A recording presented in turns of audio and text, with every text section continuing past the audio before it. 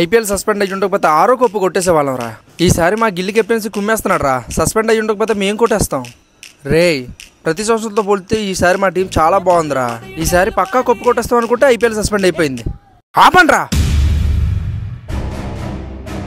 ఇప్పుడు మనం ఆలోచించాల్సింది సంవత్సరానికి ఒకసారి వచ్చి డబ్బులు సంపాదించుకుని ఐపీఎల్ టీమ్స్ కోసం కాదురా, పాకిస్తాన్పై పోరాడుతున్న మన ఇండియన్ ఆర్మీ కోసం.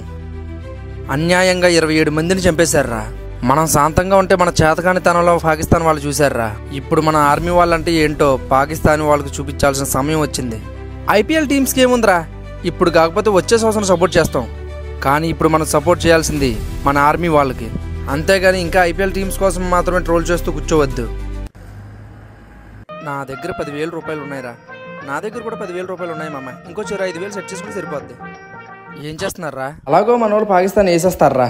సో వచ్చే సంవత్సరం పాకిస్తాన్ టూర్ వేయడానికి డబ్బులు దాచుకుంటున్నాం.